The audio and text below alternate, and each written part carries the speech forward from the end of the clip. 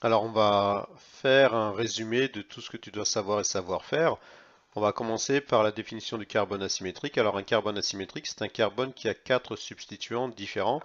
Alors, ça signifie quoi ça? Ce carbone-là est asymétrique parce que les quatre substituants qui sont liés à lui, c'est-à-dire le chlore, l'hydrogène, le fluor et le brome, sont bien différents.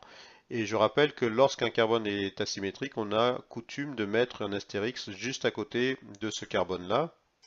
Alors, on nomme cette représentation-là la représentation de Cram, c'est-à-dire par convention pour essayer de simuler une molécule en trois dimensions, ce qu'on fait, toute liaison qui est en très plein est dans le plan de la feuille, toute liaison qui se trouve ou plutôt, sous forme de triangle plein est au devant de la feuille et toute liaison qui est en pointillé, ça sous-entend que c'est derrière la feuille.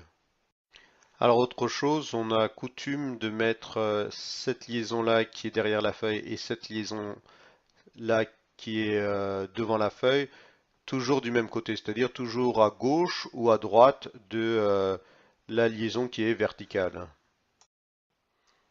Alors troisième notion importante, c'est une molécule échirale si elle n'est pas superposable à son image donnée par un miroir. Donc voilà, tu as ta molécule qui est originale, tu veux démontrer qu'elle est chirale.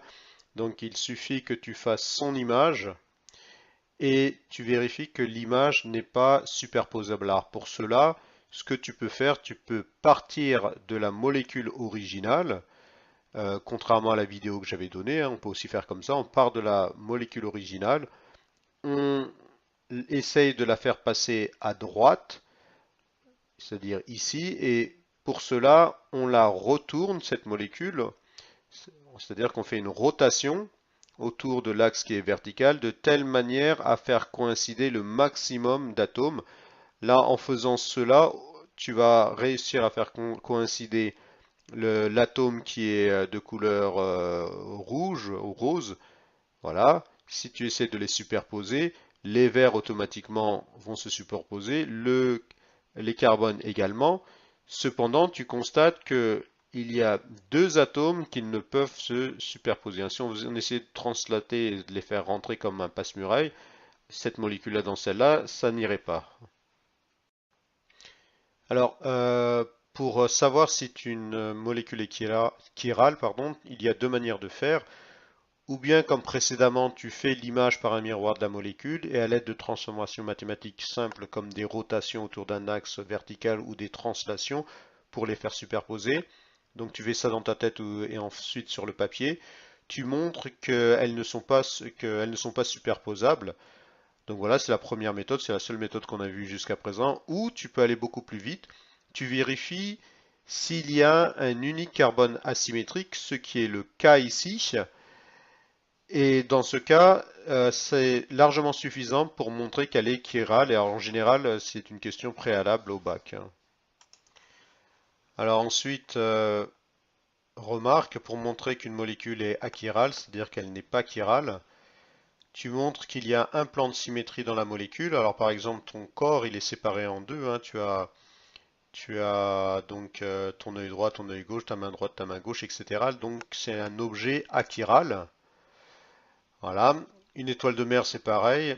Et enfin, le méthane comme molécule, voilà, c'est aussi un objet qui est achiral.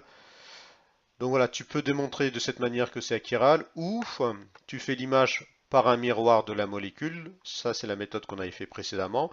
Et à l'aide des transformations mathématiques simples comme des rotations et des translations, tu montres que justement ça se superpose. Donc ça signifie que la molécule originale et son image sont identiques. Alors la quatrième et dernière notion à connaître, c'est la notion d'énantiomérie. Alors puisque une molécule a un seul carbone asymétrique et chiral, elle donne nécessairement deux énantiomères. Donc c'est la molécule originale et son image. Alors de plus, tu dois savoir qu'un mélange constitué de 50% du premier énantiomère qu'on peut noter R et du deuxième énantiomère noté S, on appelle ça un mélange racémique.